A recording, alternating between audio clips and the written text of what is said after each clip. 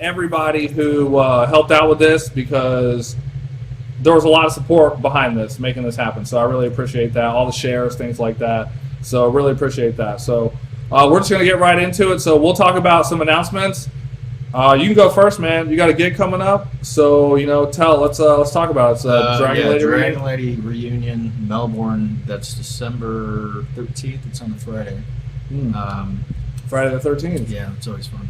It'll be Magic Mike, myself, Andy Hughes, and Robbie, and then as well, a group of really talented DJs will be there as well supporting the show. It's I believe right on the water.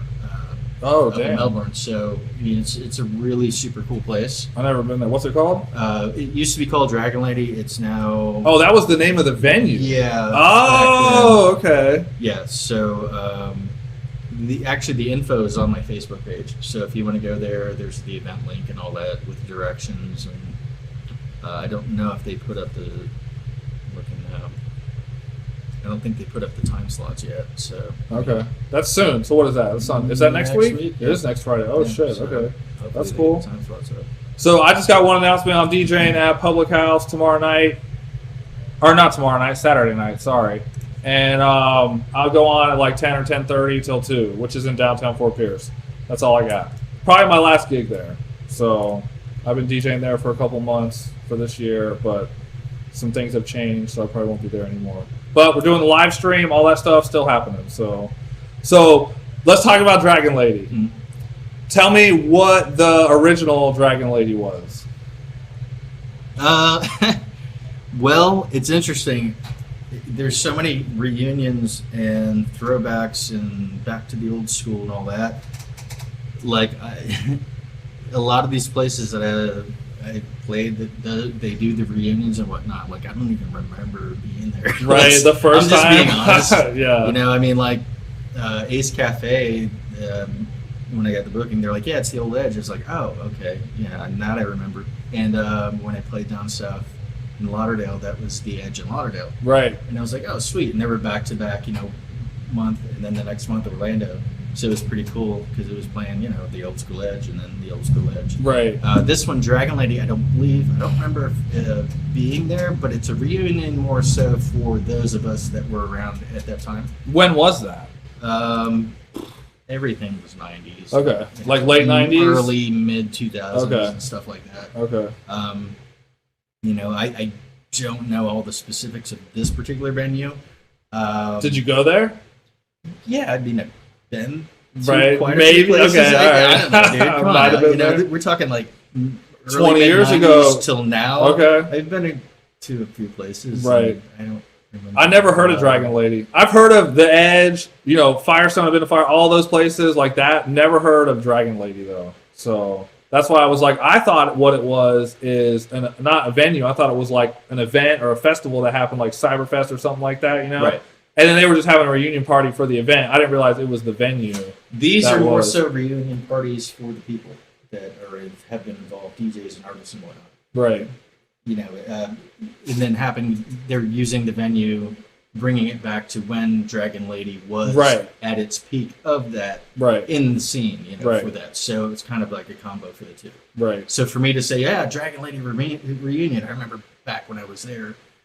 I don't remember back when I was there, but I do recall being around and amongst those that I will be playing. Right, like Magic Mike, Andy. Oh man, it's I definitely want to talk to you about Magic Mike, but let's talk about the nostalgia thing and the break scene. So I am 36. So, and I've said this on other podcasts I've done. Like I'm like kind of a generation before, like a lot of DJs that I know. You trying to make me sound old? No, I don't even know how old you are. I don't even know how old you are. I don't know either. So it doesn't have to come out. So all those parties like that, like I was in like 9th or 10th grade when like the 98, 99 things were happening. So I missed all that. So I didn't get to do it. So it kind of like sucks. I never got to do it for the first time, but I've seen all the reunions during that time. Right. And but yeah, man, it seems like the break scene in general, like a lot of the parties are reunion parties. Yeah. Mainly because everything started going into a direction for these festivals, and then it became EDM and whatnot. And the scene then was very much so a breakaway from that type of thing. The top 40 radio, even MTV, because MTV was phenomenal when it first came out. It was showcasing artists that were, just nobody had really seen. Because they were like, we don't know what to do with this whole platform now. Let's throw stuff at it. Right. And that kind of went by the wayside. So with electronic music at the time, I guess we can, let's not even say specifically Florida, but in general, it was a departure from all that. Right. Because it became with top 40 radio being spoon-fed music that money was thrown at for an artist to be on the radio. That's right, man. And I didn't know any better back then either. Right. And I happened to be fortunate and lucky enough to meet a few people that were like, hey, check this out. And I remember going to my first warehouse party, and I remember vividly the doors opening up, and like you could hear the thumping in the distance, but the minute the door, slid open to let you in, it was just the sound. What year was that? I don't know. In the 90s, early 90s? Let's just say that. The only reason I asked is because that period of time is very interesting to me. Yes. A lot of treasure hunt style, like you would get a flyer to go to a spot, they would tell you to go to this spot. And so that's real. Did you ever see Groove? The movie Groove? Possibly. This is the cover's the guy carrying a huge disco ball on the subway. Yeah. Well, what you just said about you go to a map point and you get another piece of the direction puzzle. Right. That's real. Yeah. It was in the movie. I was like, that's cool. But like I said, I never got to go to those parties. I was too young, so I didn't know. Mm-hmm. Dang. Okay, that's fucking awesome because that's exactly what they do in the movie. Like they don't give you the address; you got to go to the map point. And I came along a little later, and this was a way back, but I came along a little later in that, so I only got to experience, I think, maybe one or two of those. Okay. Was that in Orlando? Down south. Okay.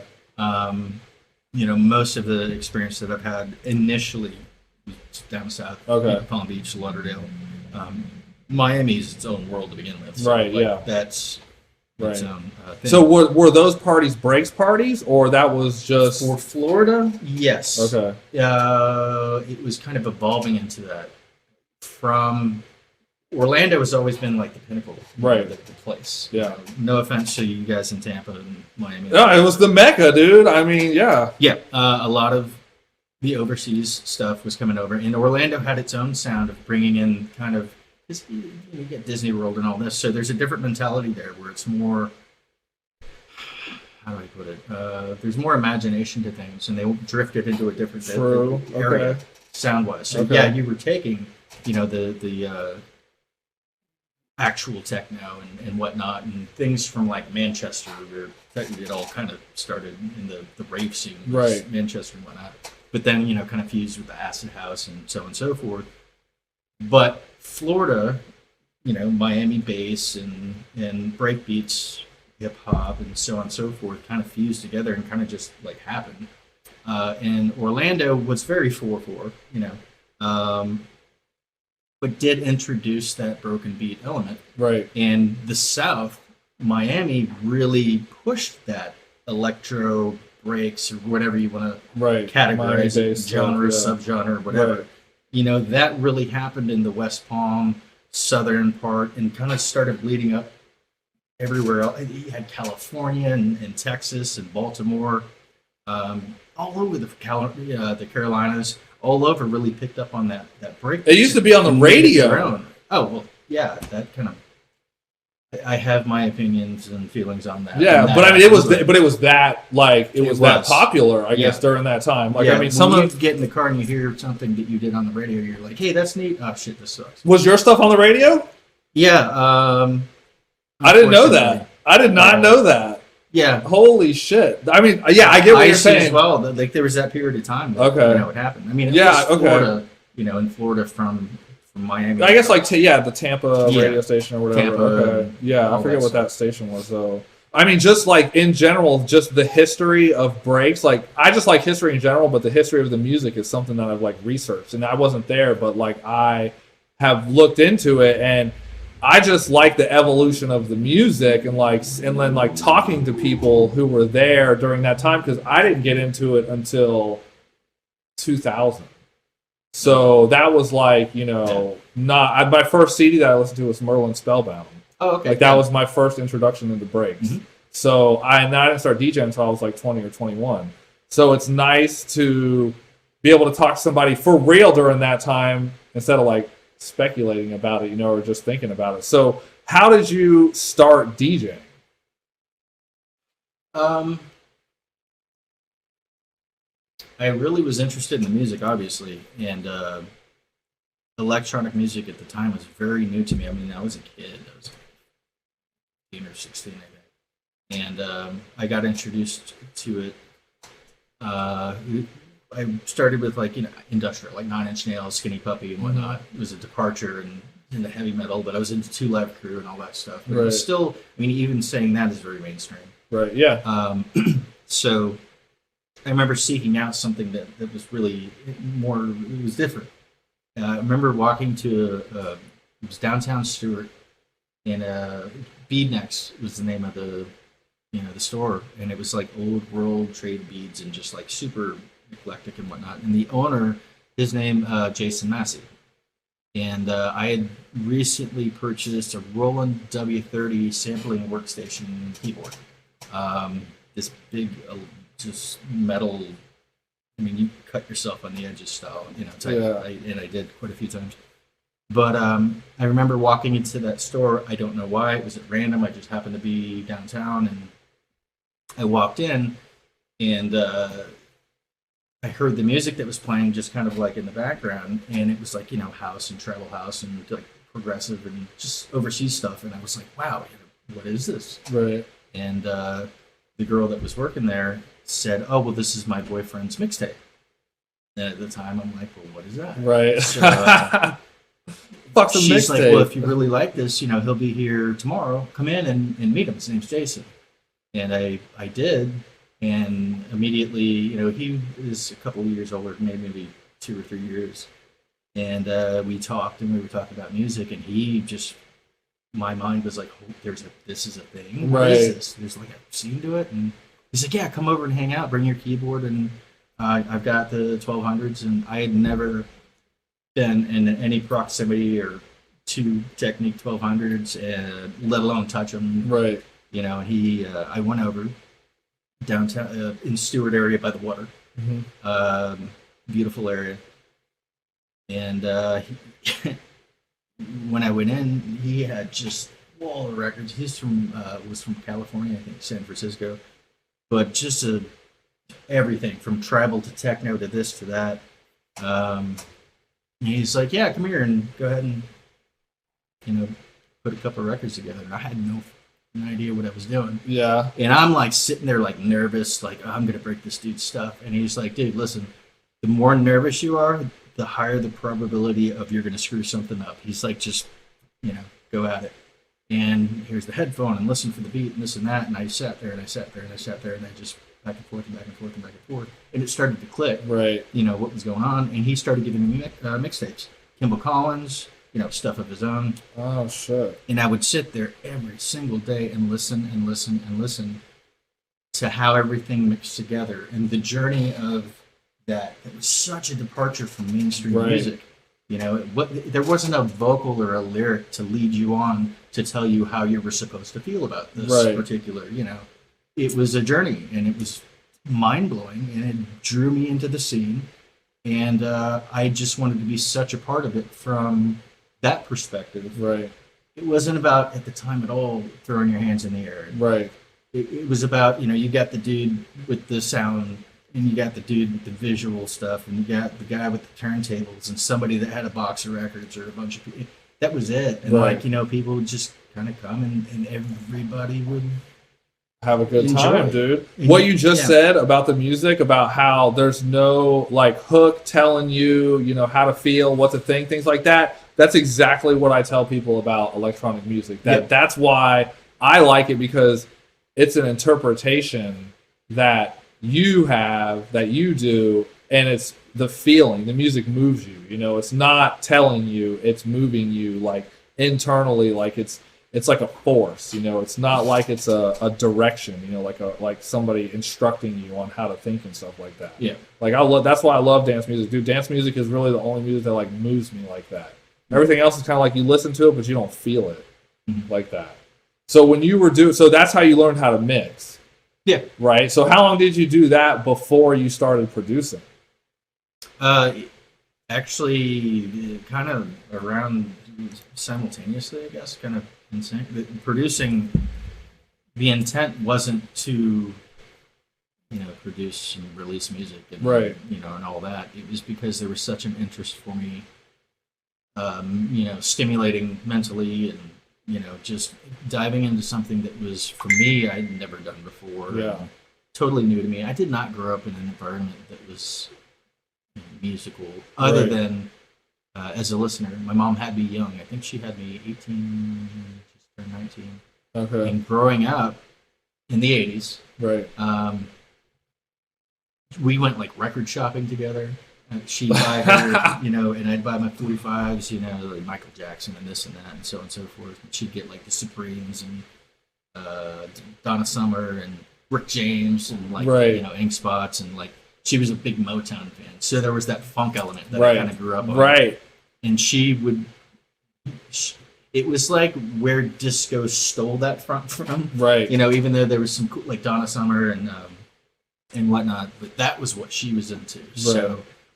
But that said, growing up, when I got introduced and interested in music and going, wow, I really like this, she was young enough to still be into it, and we had that bond. That's cool. That's fucking awesome. Did you start with producing breaks?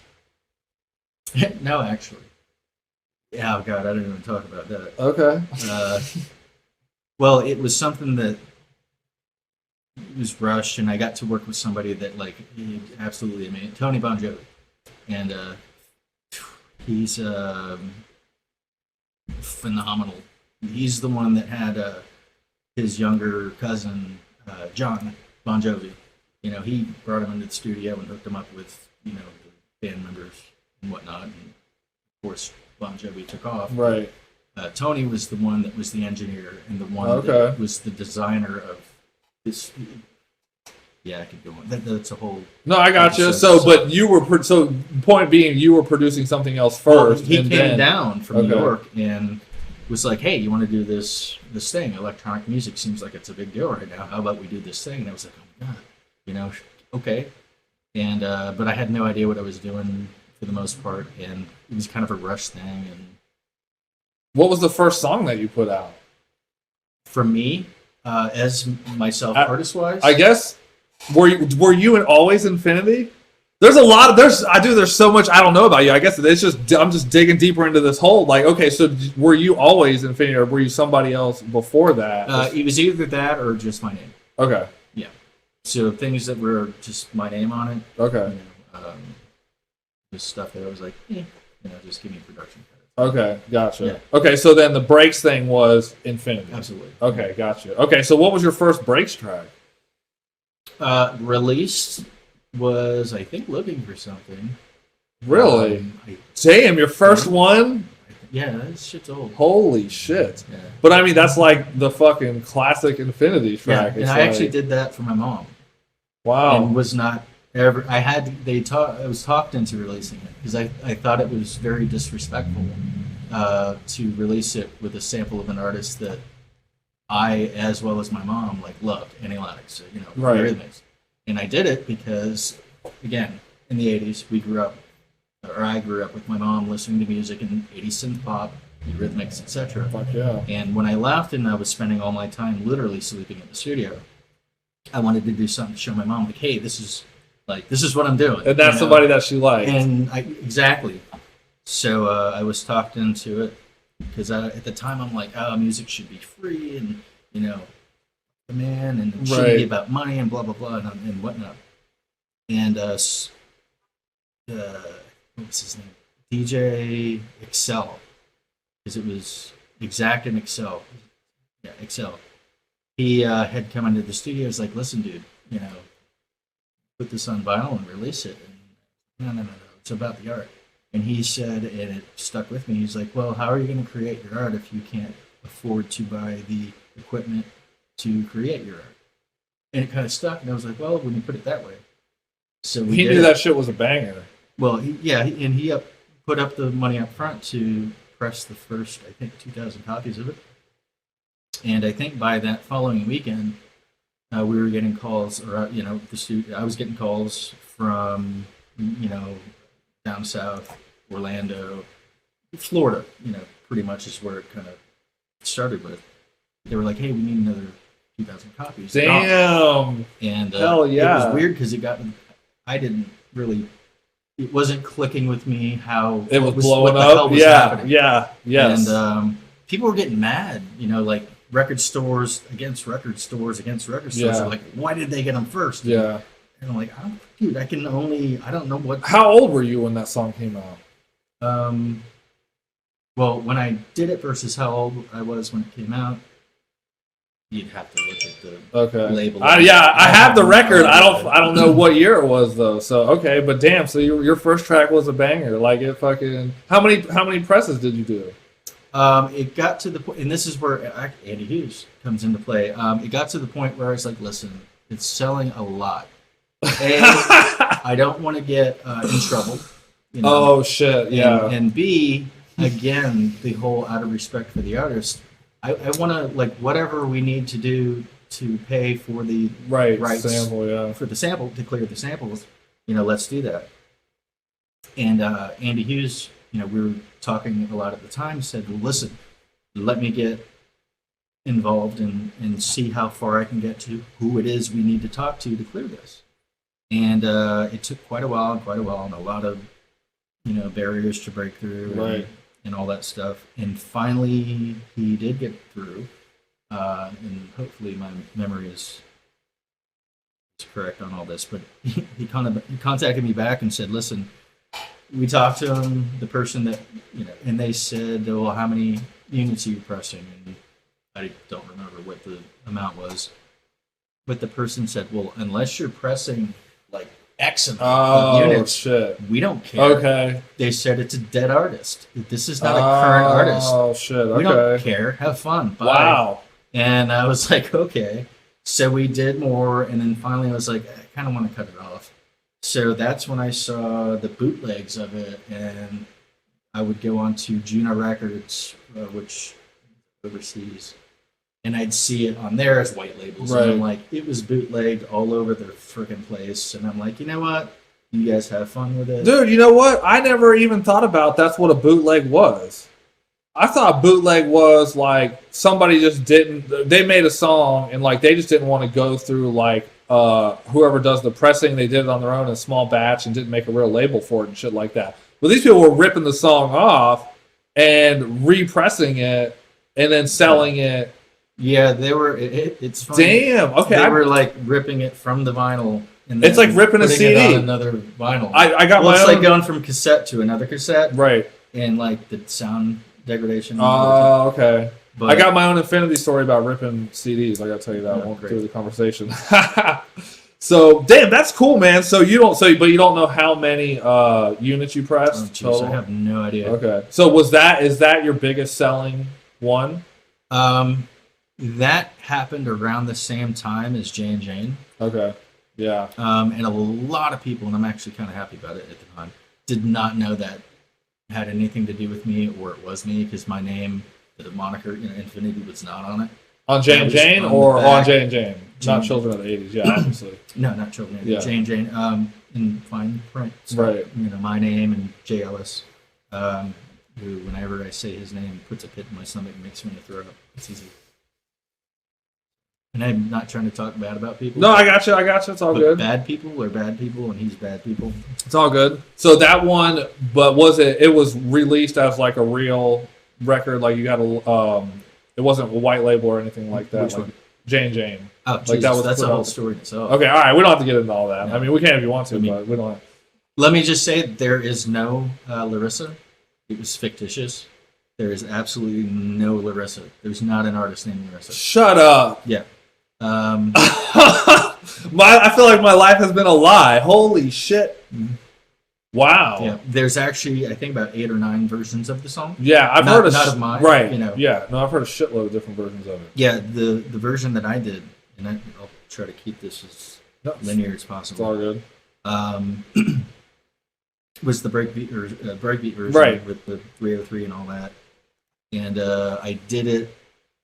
I don't want to say against my will, but a friend that worked at the studio, he was into like the pop commercial style house stuff, and apparently, I guess Jay wasn't even paying attention to him or kind of giving him a chance, and he wanted it like to be his big thing to. Oh yeah. And he's like, well, he won't do it unless you do it as well. You do a mix as well. And I was like, all right, well, here's the DAT tape. Go through it that he brought down of all kinds of acapellas from his artists in New York, which basically he gotcha. that. And he picked out the Djing one. And he's like, what do you think of this? And I'm like, well, I like where the direction of it is, because it's not the vanilla kind of typical style of.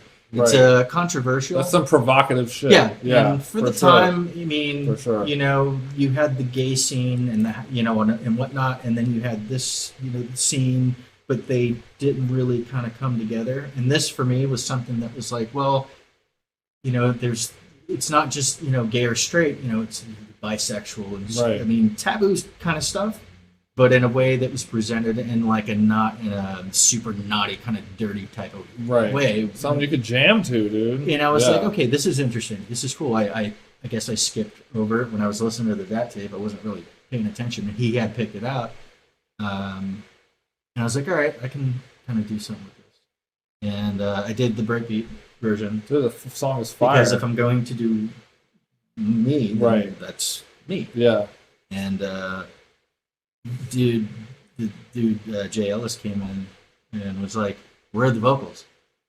Because there's like it's a full kind of song, and I was like, well, that's okay, our scene, this genre. It's like we're not like all about a driving vocal and like all of that over the whole fucking song. Nah. Yeah, he's like, well, I'm not gonna we're not gonna release it unless you put more vocals on it. And I'm like, mother, I didn't really care. Because I'm like, I'll rip the couple of vocals off and just make your own do shit. Something else. Yeah. I mean, I made the damn song, the all the production and all that. Yeah. But I'm like, well, if I do that, again, my friend that worked at the studio, there goes his, in with it. So I'm like, all right, fine.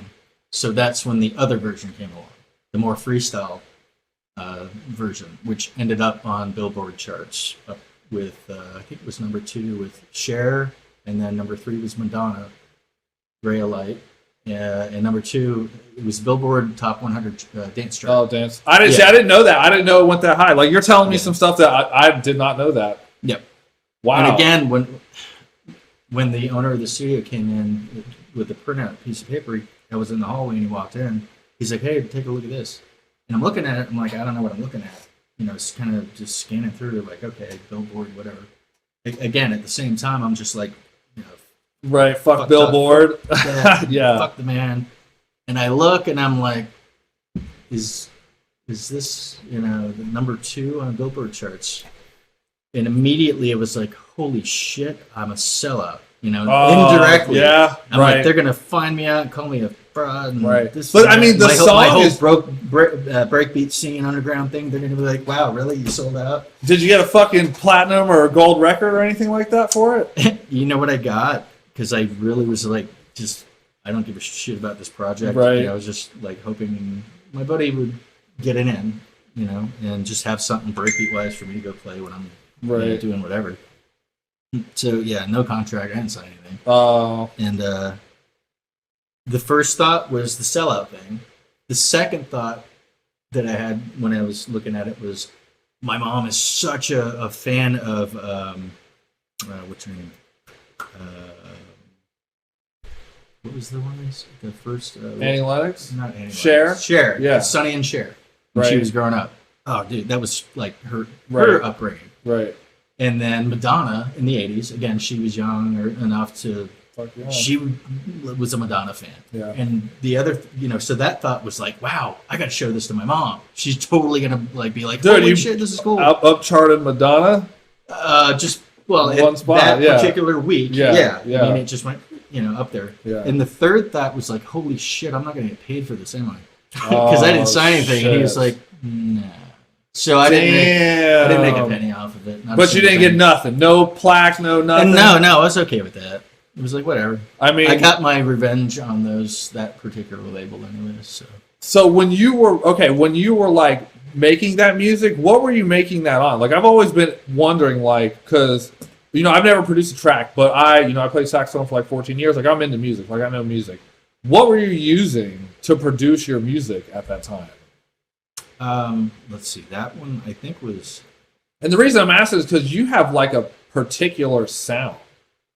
So, like, what is that? Like, what gives you that? Let's see. We'll go with looking for something. So it was a 909, a Juno 106, ESI 32 sampler. And these are analog pieces. Yeah. Okay. Mm-hmm. Okay. I think I was using Steinberg's Cubase, I think, for that one. And another piece of software that what it was supposed to be used for, which I never used anything for the purpose of what it was supposed to be used for. I was like, well, violated that label on shit. Like, don't use the bleach for other shit. Yeah, let me violate this software and do whatever. But it was supposed to detect hi-hats and beats and kicks and snares, and I forget what the hell it was called. It basically sliced it up and sent it to the sampler, so your keys on your keyboard would be like kick, hi-hat, snare, so it split up this beat, so you could completely rearrange it. So I was like, well, fuck that. I can say that, right? Yeah, dude, yeah. Well, so I was like, fuck that. I threw in vocals, the analytics, vocals, to where you got that chop, like, did it? Right. So I played all that, like, chopped up. And I used the EMU ESI 32 external sampler for that, which used floppy disk. Oh my god! Which was a blast to shred, dude. I never put a single. Y'all kids have it so easy. Dude, I use floppy disk not for fucking music though. Never, dude. Never even thought of putting a kilobyte of fucking sound on a floppy disk. Like, that never happened. But what's interesting about your sound is, like, I heard that track you were working on with Chris and Brett, Audiobots, and I heard your sound in there. Like, so whatever you have, like, I was like, damn, like, I can hear. I don't really know how to describe it. It's like, I hear it in like science fiction, children of the '80s. It's like some kind of like raw, like, I don't know how to describe it, but I heard that in that track you were working on that with them. So that's why I was wondering, like, what that is. Like, yeah, that's not anything equipment wise. Like, it's, and I've seen this with a lot of artists at the time, from late '90s through the early 2000s. They thought, well, if I buy all this equipment, then I'm gonna just have these amazing songs. Right. And it's not the case. It's actually more, the simpler the song, the more complicated it is to actually have something come across with it, because you really have to put something into it that's not just throwing every sound in the world at it. Some kind of inspiration, or like, some kind of emotion, like feeling and things like that. So, for me, I, at the time, didn't have the money or the ability, even the know-how as far as performing, to have all that. So kind of had to make use. So it was a different direction I had to find myself going into. Right. Which was more, what's the point of doing this? It was more just me expressing myself. Right. And again, not for the purpose of putting anything out. Right. At the time, dealing with depression and anxiety and panic attacks, and there's a story behind that, and I won't go into that right now because it's, maybe another time. Right. On our next one. Yeah. So it wasn't a matter of, I guess that's where it kind of comes from. Do you think that sound is part of that expression? Well, I think it was something that kind of triggers something for me that I don't know if it's something that kind of reminds me of a point in time or I just feel I like have no fucking idea. when I hear about that. here's the thing, and the reason I say that is because like when I hear one of your tracks, like I know that's your shit. You know, like, and I feel like a lot of people would agree with that. Like, there's something about that atmosphere that you put in your music that's what it is. It's the atmosphere. I really enjoyed progressive, 4/4 from overseas. And that's really where my love for. I mean, yeah, sure, breaks, but that it was, and I always had a very self-conscious kind of what would be the word or the feeling like you're kind of not good enough, right? Because I worked in a studio and I was around actual musicians, right? And I'm like, I can't even, I can't compare to all that. Like, right. I'm a nobody. And I looked at electronic music from overseas the same way, like Sasha and Digweed and Perfecta Records, and the list goes on, Platypus and all that. So, but I really loved how I felt listening to it and how it was either emotionally stimulating, right, in various directions, somber, happy, all those emotions, or mentally stimulating, to where you can listen to something and creative, just these bursts of creativity would come from your thought process and all that, right, and it inevitably bled over when I came and started working on stuff breakbeat wise. Yeah. Indie progressive breaks. There's definitely, that's what it is. There's an atmosphere to your music that is spread across all of it. That tells me that it's one of your tracks. Like, right. I can hear that. So so you put out 2 CDs as far as I know. Is that right? As far as you know. As far as I know. Okay. All right. So I kind of wanted to talk about those. One thing I wanted to ask you was, has anybody ever told you that your logo looks like the alien from Independence Day? No, but I was told that if you flip it upside down, it looks like the dog from Blue's Clues. Shut up. Yeah. Really? And I might have to look at that shit right now. Hold on, let me see. Oh, I can't see that. I'd have to do it. But the alien from Independence Day, when they send the nuke in to blow the ship up, the alien that's at the thing, dude, looks just like your logo. It's the head part. Yeah. The head part it's pretty much the exact same shape. So, well, let's start with that. Where did that logo come from? That was actually early in the 90s, like way early Photoshop. And music, creative expression, etc. And as well, though, visual. Working and doing the visual art. And this is one thing that I would definitely want to express to those that are listening. It's not a matter of vinyl being this throwback to whatever, or, it sounds better than digital, or it's going to be another fad again and that'll go away. And the thing is you have not just you can hold it in your hands, this vinyl record, and you see the grooves and all that, but you also have this 12 by 12 canvas that you can express yourself visually, and create your art on. Right. To coincide with whatever it was you were feeling when you produced the song. That's a good point. And the other side as well, or if you have a double. There's so many just creative outlet. It's amazing. I haven't thought about that. You're absolutely right. Like, when I download a track now, I don't even care what the thing looks like. Like, I disable it. You get a thumbnail. I disable it in Tractor or whatever I'm using, because it just takes up a spot that I'm not really... But you're right, dude. You're right. It is like a piece of art. Yeah. For sure. So that logo was, me sitting and expressing myself, just, me visually. So you had it before you were Infiniti? Around about the same time, I guess. Okay. Because was it on Looking for Something? Was the logo on that? No, I don't know. It was gray. Looking for Something was gray. I don't know if the logo was on it. It might have been. I don't even remember. I just remember it was gray. So. Okay. So you got the 2 CDs that I know of. I don't know about any other ones, but actually, I think it was. Anyways, okay, it could have been. It could have been up in the top, and the small in the center, and then underneath it. Somebody will chime in here. Yeah, somebody tell us in the chat. Is it on the? Is it on the record? So the two CDs that I know of, yeah, Looking for Something and then Product of Your Environment. Yeah. So which one came out first? I don't remember. Product of the Environment. Product of the Environment. Okay. Is Product of the Environment the one that had the blow up with Our Fresh and Good Life? Yes. It was like track 10 or 11? Yeah, towards the end, yeah. Well, no, it was Jay and Jane, and when the 303 build-up happened, the intro to Good Life's Way Out West mix of Good Life worked in with that. So Get Fresh wasn't in there?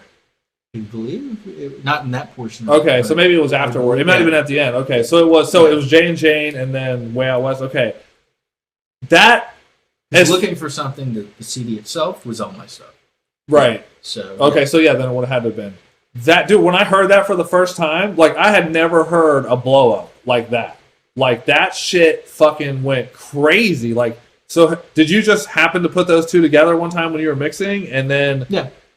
Dude, that's like gold right there. Like that is crazy. At the time, I loved it. I was like, "This works great." And now looking back, I'm like, "Man, I should have just left it alone." Really? Yeah, dude, that's like one of the most epic blow-ups ever, man. Seriously, dude, that's like when somebody hears that, like that's never heard anything like that before, dude. It's like a fucking explode. It's like a supernova goes off in their head. Like that shit's crazy. So, okay, so when you put out that CD, like, what's the story behind Product of the Environment? As far as like, were you like okay? I guess when do you get to the point where you put out a mix CD? Is that what? So, well, let me start with this. Those ones were for real, official, licensed. Were they licensed? Sure. Okay, that's fine. Because because they were legit. Like they were, when you bought the CD, again, it was then. And right. No, I got you. I got you. I wasn't. I don't even think it was in stores. It was just kind of like a local homegrown. Everybody and their brother bootlegged it. Yeah, I bootlegged it. So, like, I don't even remember if I actually. And just so everybody knows, I don't know if it was that one or the other one I showed you the other night. One of his CDs is on Amazon for $147 right now. So if you want it, it's out there. But if not, I'll give it to you for free. Yeah, I might have one sitting in my at my dad's house right now because I don't have the CDs, but I have the.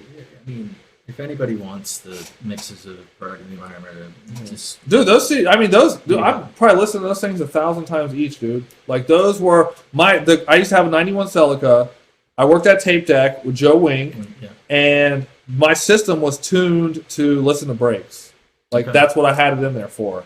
And I probably listened to those CDs 1,000 times easy.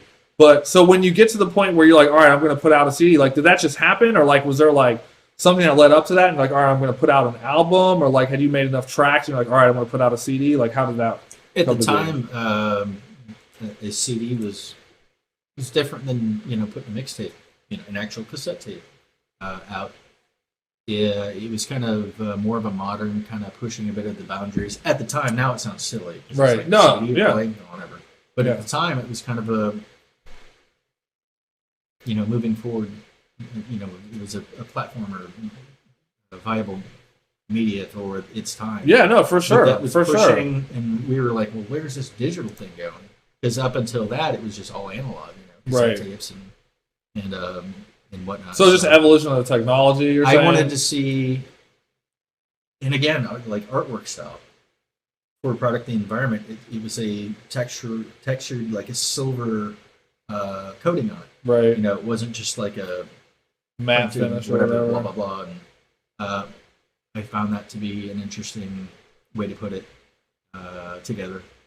And the artwork itself was very minimalistic, but in a kind of a color scheme that wasn't kind of typical, I guess. I don't know. I mean, again, I was a kid. So. Right. But dude, I mean, the logo's held up. It looks good. Yeah. Yeah. I'm happy with it still. Yeah. Yeah. It's changed. Initially, it was like a blue gradient to a blue into a darker. The platinum style is the one that I. Yeah. No, it's timeless, man, for sure. So, yeah. So you put out Product of the Environment, and then, I mean, how many of those did you put out? Do you know? No idea. It wasn't like a big deal, really. Okay. I feel like they had them at Tape Deck. Did really? I think so, dude. I think so. I'm done. I mean, that might have been where I got it from.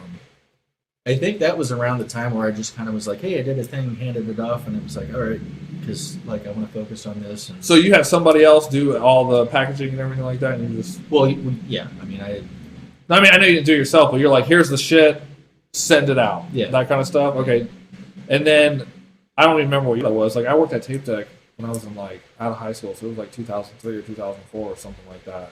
So then looking for something that was different. That was put out through Future Music Distribution. Okay. And I used Future Music Distribution, and that's how I met David London. He worked there. He was part of that. They were in Orlando, I believe. And Future Music Distribution, at the time when you were pressing your own vinyl, I'd send off to the pressing plant, and then you send off the artwork to the the printing place, and then you have the printed sent to the pressing, and they put it together, and then it would get sent to Future Music, and then they would drop ship units to the stores. Okay. That would, say we want 2,000 copies. So like all I had to do was create the music, send it off. It did its thing. Collect the money to put towards the next set of pressings or to the next project. Right. Okay. So that's when it started becoming a bit more mechanical. Right. More like a business kind of thing. Yeah. So, look, the CD. So this was the CD. Hold on. It was Product Environment. Was it Looking for Something? Was that the other CD? What did I say? Yeah. Okay. So that was just you're like, all right, I'm just going to put out another CD. Well, I wanted to put everything together that I've been working on. Is in one continuous mix. Okay. Because at the time it was just individual record, and at that point, people that were interested in electronic music, specifically breaks, they didn't have turntables, and they didn't, and all that. So it was like, well, put it together on a continuous mix CD that they can have access to listen to. Gotcha. So they don't have to wait and go to a club and hope they hear. Or go to the record store, buy your individual stuff and things like that. Yeah. And again, not everybody had turntables. Right. Most people did. At all, no way to listen. You know what I like about your CDs, though, man? I think it's Product Environment. When you put that bitch on number one, you hear that fucking crackle of the record. Yeah. If you have a good enough stereo to hear, it's just real in the beginning. It's like, holy shit! Like it's funny at the time. I'm like, God, this sounds like shit. Yeah, right. I know. I can see that. Oh man, that crackle. Some classic shit right there. Yeah, man, for sure. So, all right. So what? I'm just crossing off things that we talked about. What is your favorite song that you put out? Oh, Brian, can you get us some beers, please?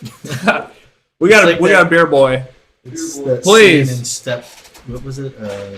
Wedding Crashers. Where it's like, Mom, the meatloaf.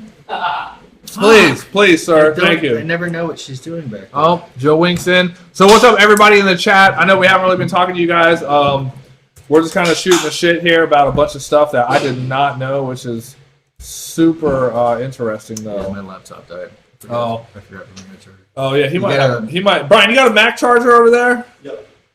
Someone needs to turn their notifications in on their phone. Oh, it's not me. No, it's all good. Oops. So, thank you, dude. You're welcome. So, thank you for telling me now instead of yeah, no, dude. It's well, I don't know if I'll interrupt it unless I actually have. I actually like the rawness of the. It's not perfect kind of thing. Yeah. I don't know. It's kind of like this is real life shit. Like it's not perfect, like orchestrated kind of thing like that. So we need beers. Your phone's dinging. Battery's dead. It's real life shit. So it's all good. I like that. So, out of all your tracks, what's your favorite track? Oh Jesus.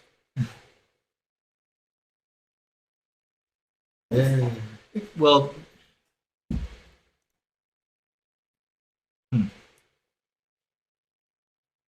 Each single, each one of them, even if they're remixes, is a point in time where, it's just a series of moments, I guess. Right, yeah, so for sure. You can say, well, what's your best moment in life? Well, for Christ's sake. I gotcha. At your age, you're just going to pick one? Right. Really? No. Right.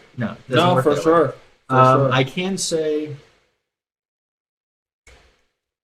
Running Away, I really like. Yes. There's things that I like that others might be like, really? But what I had put into it, let's say...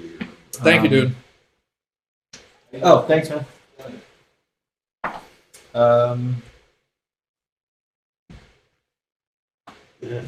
Yeah, that's a hard one. Okay, it's all good. Hit that outlet right there. Yeah. Or there might be one under your there's- power strip. Power strip. Yeah, our power strip right there. Well, I don't want to get too close to it.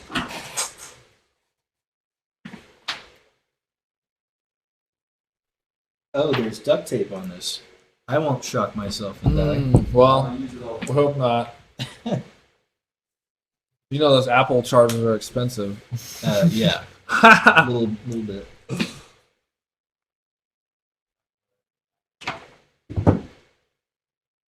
All right, so then tell me about Furry Mulatto. What's wrong? I was looking for my beer. Did you bring another beer? Oh, here it is. Right next to the charger. Right. That has the duct tape on it. Thank you, sir. Yeah, well, So tell you about what now? Furry Mulatto. I didn't know you were still putting out songs, and I saw that shit. And I was like, holy shit. I played it, dude. I played the fuck out of it. When I'm out playing top 40 stuff or like, not break stuff. Kind of bridges the... Yeah, dude. Fuck yeah, it does. It is Nelly Furtado. Mm-hmm. Did not know it when I got the vocal. I didn't know who the hell it was. Okay. But it had like that cheerleader kind of vibe to it. Yeah. But like the yeah. naughty cheerleader. Right. Which, who doesn't like a naughty cheerleader? Right. Just saying. And I wanted it to have like that, hey, Mickey, you're so fun. You know Dude, what I mean? I Like hear that it. vibe I hear to it. I hear it. And so I did it. And again, I didn't know who the artist was. And I thought it was just kind of like a one-off, like a nobody kind of artist that I could get a hold of and be Right. like, hey, here's the thing that I did. With this vocal, that's sample rights or whatever the hell you do. And then I found out it was Nelly Furtado. Right. I'm like, yeah, that's not good. No, Not that's at all. definitely not. Dude, So- I have club tested that song at Revolution, or not Revolution, sorry, Redemption, when I had, or not me, but me and Joe Valdivieso had Baby N there. Mhm. And I had to cover because Brett Matheson's girlfriend, Christina, blew the fucking circuit out in the club when she was playing. So we had to reset everything. So I had a couple of songs on a CD, and that shit was one of them. And it fucking lit that room up, dude. It's funny that you mentioned Baby N. I believe it was Baby N. I had to do a version that was censored without the cuss words in it. Okay. curse words in it, so that she could play it in, family friendly. Oh, shit. On the Okay. radio, I think, or something Okay. like that. Yeah. Okay. So yeah, there's a version that I don't think I beeped it out or bleeped it. I don't remember. I don't know. I'm pretty sure mine has cuss words in it. That's Yeah. the one to play. Yeah, I'm pretty sure. Yeah, right. That drives it home. For sure. Okay, so one thing I would like talking about, just because I like to talk about this with everybody, is I'd like to talk about the evolution of breaks, like the style. So I'll just tell you kind of like my perspective on it, and like what I mean by that. So, like I said, my first CD was Merlin Spellbound, Mhm.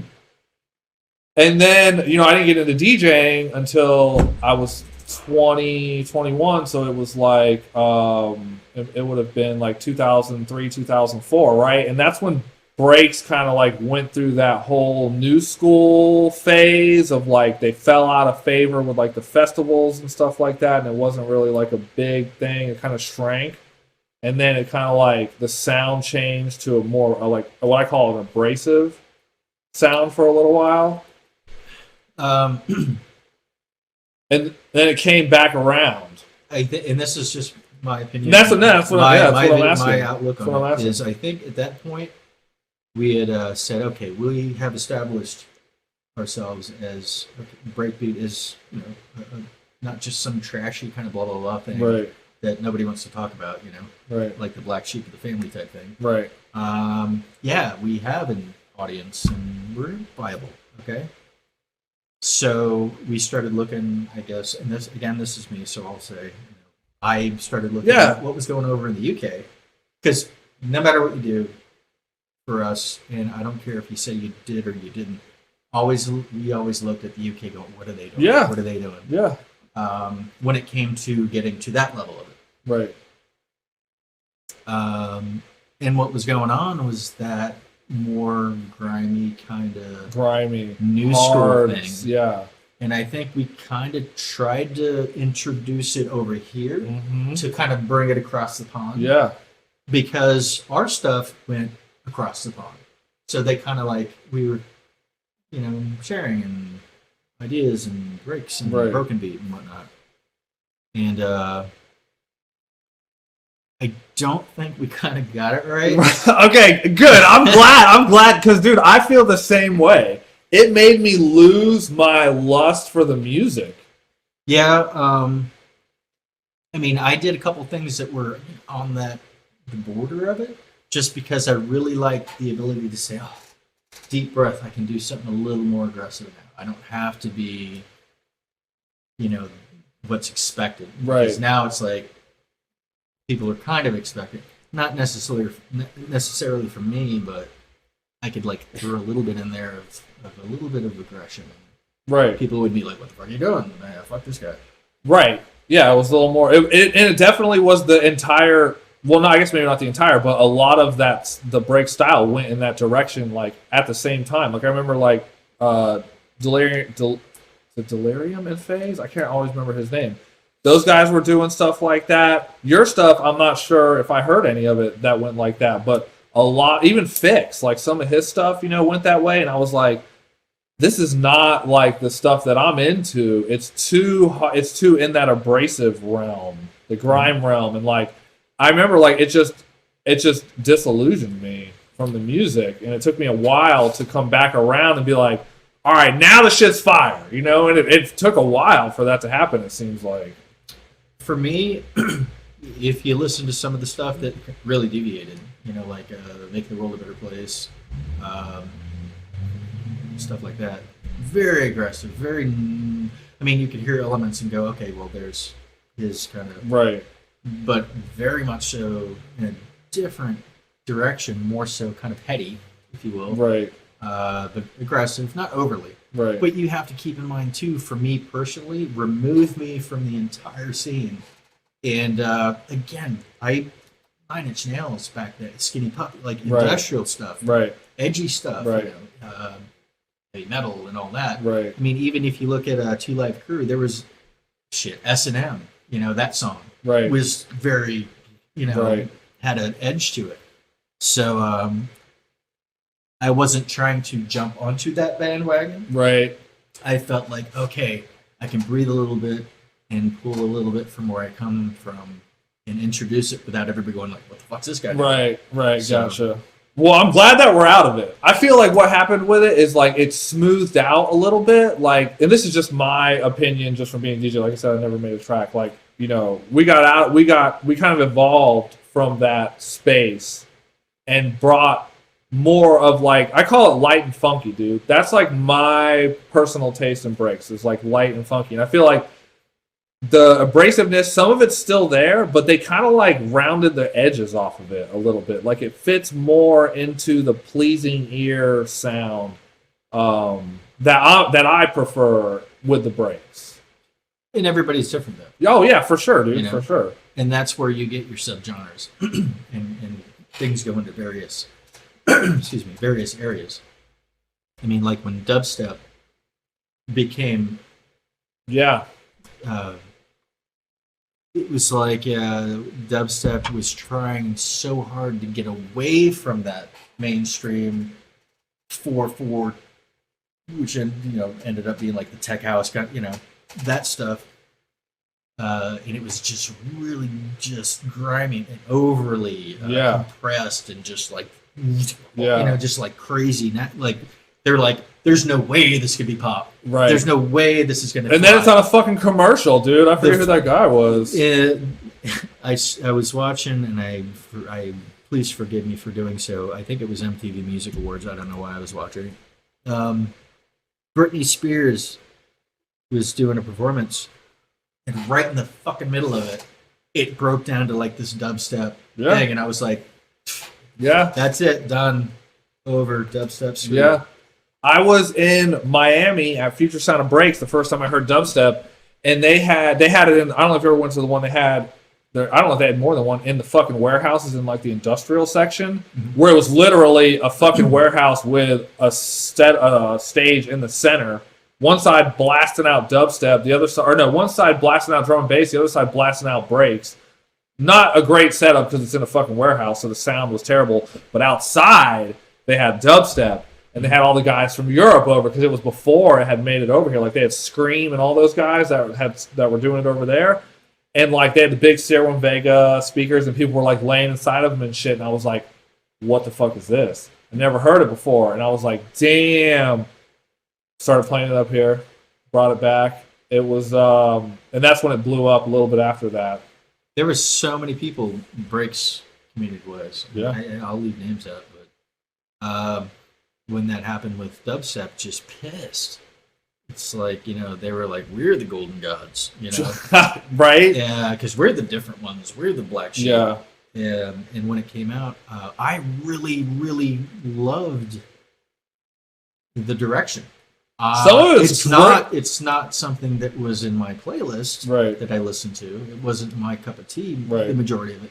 But I love the fact somebody was like, you know what? Fuck this. Right. We're going to go over this way. Right. That I like. Yeah. More music and more like Nirvana. Right. Fucking when Nine Inch Nails came out with Closer. Right. And it came out on fucking TV, the video. Holy shit. Yeah. Tool. Like all of that was just like there was pop, and then fucking Nirvana happened. Right. And they're making that shit from their I'm not soul comparing and stuff. Nirvana No, to dubstep. no, dude, I got you. But it's the anti-pop. And like anything that's in a new direction, I mean, granted, dubstep had kind of been around, just not in the way that it formed, but with the anyways, without doing the history lesson of it. A lot of the first stuff I heard was like super experimental sounding shit. Like it wasn't that wrong. It was like atmospheric, like weird. Like I felt like I was in a swamp with like fucking fog everywhere, and then like all of a sudden like the swamp monster came out and fucking started playing some shit. Like it was weird sounding stuff. And then when I heard them down there and looked into their stuff more, I found like the heavier shit. Which is what I feel like that's what we got over here when it took off was the womp womp womp shit. It didn't last that long though. It was like maybe a couple years at the most, and then like it just I don't know, it kind of like fizzled out, and then I guess maybe House took over after that. Sort of, the thing was what was interesting, kind of a reverse process, was when dubstep ended up on that kind of commercial level, for dubstep didn't change to feed into that. Commercials said, "Oh, this is the new thing." That Cherry pick that bitch out. Picked them up like a fucking grappling hook. I know, dude. That shit pisses me off so bad, man. Like it ruins music. Like that's happened to country music. Well, yes and no. It does. I mean, and this is the older me speaking now. It does ruin it, but it gives an opportunity for that one artist or those to come into that and shine a light on something absolutely brand new and unique and creative. And again, the Nirvana, the Nine Inch Nails, for that moment in time, Perfect Circle, like for that particular moment in time. Yeah. Had it not been for radio and MTV at the time when Nirvana came out, who would have been able to hear it? Right. Yeah. Like right now, you take iTunes and there's like, oh, this is phenomenal. We got access to a gazillion fucking artists and songs and all this. This is amazing. That's wonderful. That's a plus. How the fuck are you going to weed through all that shit? No, dude, you're not. Dude, I get tired after 2 hours of going, oh my fucking God. Not. Out of listening to 100 things, that 101, I'm like, oh, this is great. Right. And then I'm like, oh, I'm fucking tired. At least I found this one thing. Yep. Whereas back then, radio spoon-fed you, and MTV even spoon-fed. But there was that one artist that came along, and you're like, oh my God, this is wonderful. But you had to weed through all that fucking spoon-fed bullshit. Right. One thing I think is really cool, how Pandora uses that algorithm where you pick a song, you make a station, right? And then it goes out and it finds, it's the Music Genome Project. It's the Music Genome Project. That's cool the shit. best of both worlds. Right. Because yes, you're taking something and they're kind of feeding you this and this. But it's also taking like this whole mass and being able to pull from that and say, okay, well, you're interested in this, and it goes here and there, and then it's like they throw a curveball, like, what do you think about this? Right. And you're like, holy fucking shit, where did this come from? And then you kind of make that a station, and it goes. Yeah, I listen to Pandora more than anything. Like, I don't use Spotify or anything like that, but the Music Genome Project is fucking awesome, man. Like, it just encoded all the music, like the genetic code, and then each piece of the music has its own little tag. And so you like this kind of music has so many tags, and then it finds other music with those same tags. So, but yeah, the I forget what. Oh, it was Alex. Was it not Alex Gray? It was Alex something. The dubstep guy that was on the commercial, and then it was like, boom! This is dubstep is here. I forget what fucking song that was though. But so then dubstep happened, and then it kind of faded out. And then like on the radio, like house got real big, and like, you know, fucking everybody was making house tracks and shit, you know. And then that's when EDM fucking like blew up like a bomb and fucking was everywhere after that. Like, well, keep in mind we're talking about music that's already been around. Oh yeah, in the mainstream. Sorry, that's what I mean. Not even in the mainstream. It's just already there. Yeah, no, it didn't. House was there. Chicago House. No, I mean that it got the limelight shined on it by the corporations and shit. That's what I'm talking about. Like, it was obviously the music's been there forever. Yeah, no, I'm talking about like it was on the radio. Like, now everybody's into this shit, and before it was like Eminem. Nobody listens to techno. That kind of shit. You know, it was hip hop, and then it turned right. Seriously, dude. Seriously. Big blunder on that shit. No, he was saying it in jest. But at that time, I didn't think... Dude, when I was listening to techno, dude, like, nobody except the other DJs that I was hanging out with listened to that shit.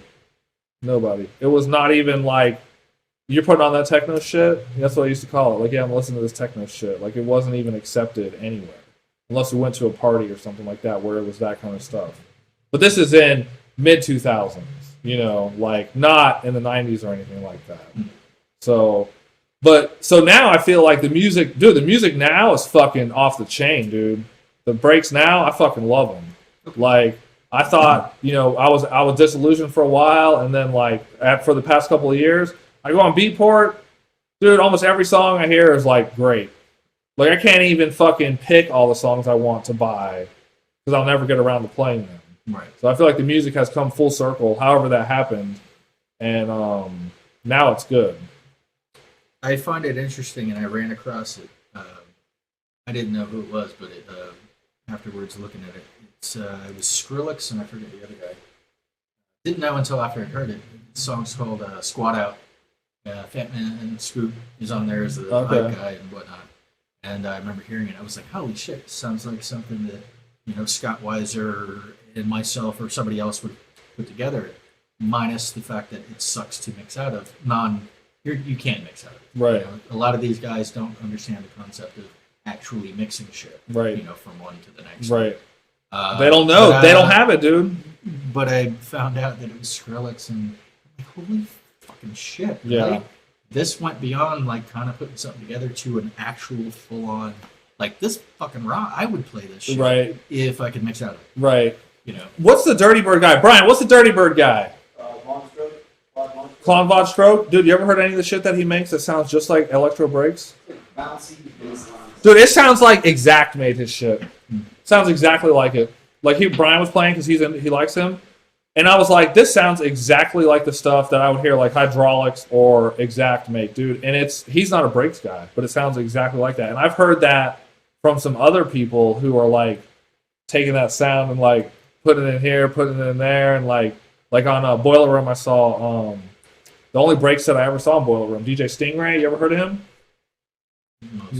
Probably. I never heard of him. He's playing just straight up like minimal electro breaks kind of stuff, and I was like, holy shit. So, but the point in saying all that was like, I feel like the music has it's great now. Like, I love the music that's out right now. Like I said, I can't get enough of it.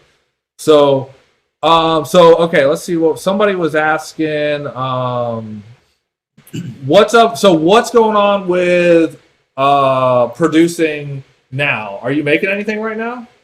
There's quite a few projects that are starting, and doesn't mean they'll get finished with other, you know, collaborating, if you will. Right. More so just bouncing shit back up. Right. Each other. Was there a particular reason or something like that you kind of like stopped producing as much?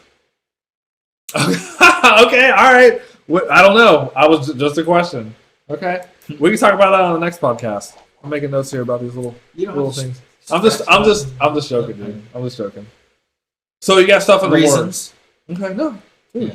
everybody's No. I mean, keeping it in the music realm, I saw that things were evolving and changing, and for me, this would have to go way back in the. Yeah, let's. all good. For another. All good. No, that's all good. So okay, as far as like shows and stuff, so are you?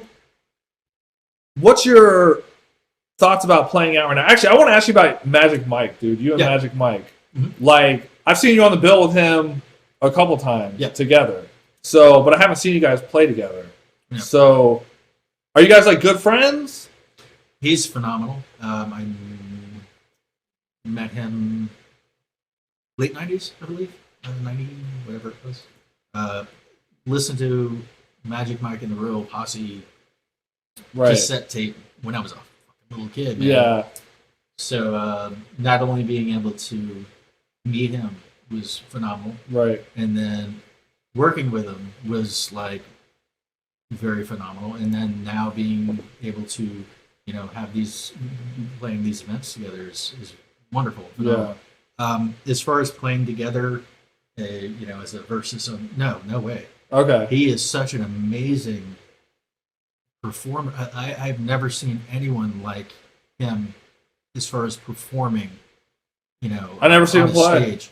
Really? Never seen him play, dude. I haven't been to a party where he was playing. Or let me think. No, I haven't. Not because I wasn't trying. He just wasn't there. I've been around a lot of.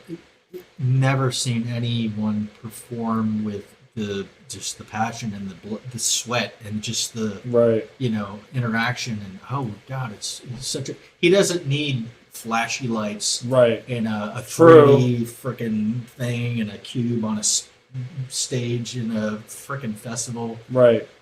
He Dude, just kills it. Just fucking amazing. He's like Craze, just goes up there and fucking destroys it with just himself and Craze is amazing.